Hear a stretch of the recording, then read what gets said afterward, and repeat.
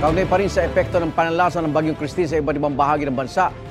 Makakapanayan po naman natin si Director Edgar Posadas, spokesperson ng Office of Civil Defense. Magandang umaga po. Magandang umaga, Igan. Magandang umaga po sa lahat ng nanonood at nakikinig sa inyong programa, sir. Director, paano adjustment natin? Mukhang hindi na kaya daw ng mga rescuer sa Naga yung kanila pong pagliligtas sa ating mga kababayan. Well, naka-monitor po tayo magdamag, no?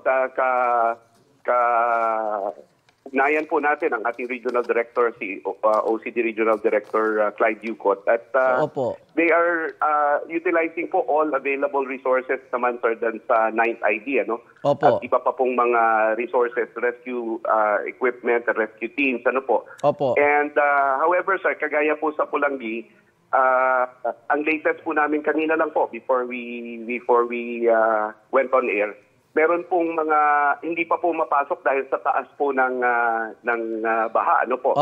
Minsan po yun po ang challenge eh. And then kagabi po nakikita ko rin yung mga available resources ng Armed Forces of the Philippines na pwede pong ma-deploy, ano, kung kinakailangan po.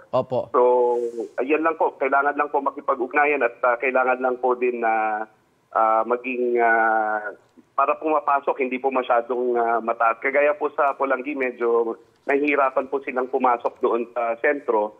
Pero, sorry, sa Pulangi po pala napasok na, pero sa Libon po yung hindi pa nila napapasok pa po. Siguro kailangang alerto na natin yung iba pang rescue team sa iba't ibang lugar na hindi naman apektado ng bagyo na tumulong na dito sa area ng Bicol.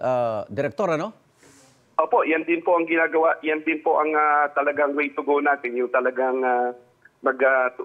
hihingi po tayo ng mga teams and equipment from neighboring areas po na hindi naapektuhan masyado. Director Posadas, sa inyong monitoring, saan sa Bicol Region pinaka-apektado bukod sa Naga at yung mga nabanggit nyo pong lugar?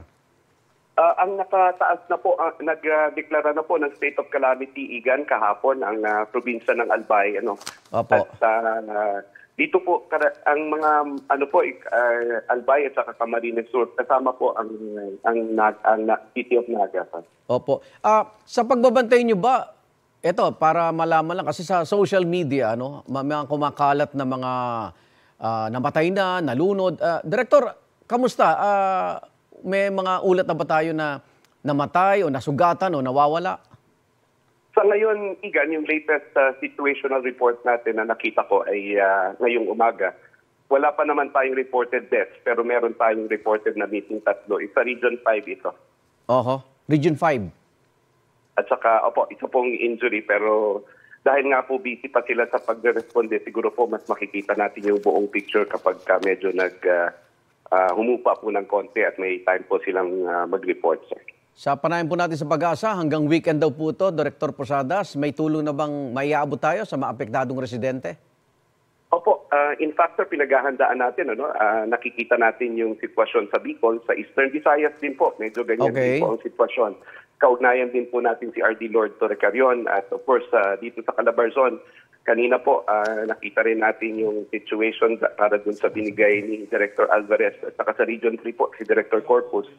Ngayon po, as we speak, pinaghahandaan din po natin yung pagpapadala ng augmentation po ng food and non-food items sa Batanes at para po maparating ng maaga habang hindi pa po umaakyat doon itong bagyo dahil tama po kayo, hanggang weekend pa po ito at baka pwede pa pong mag-intensify. So pinaghahandaan po natin, lalo na po itong mga regions na madadaanan. And in fact, Igan, 2 days ago, naka-red alert na ang inyong NDRIM OC together with yung mga regional offices na Emergency Operation Center sa Cordillera, sa regions 1, 2, 3, 5, 5 and 8 ay naka-red alert sa ngayon para mas matutukan natin yung mga dapat tutukan, Igan. Director Posadas, ano nakikita natin dito kung hindi pa mapasok yung mga lugar na may baha? Paano yung mga food packs at iba pang tulong agad na kailangan ng ating mga residente?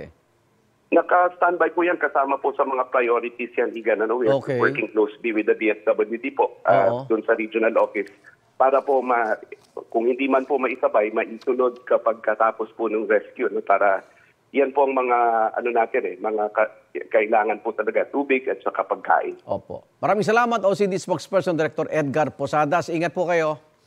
Maraming salamat, Igan. Magandang umaga po.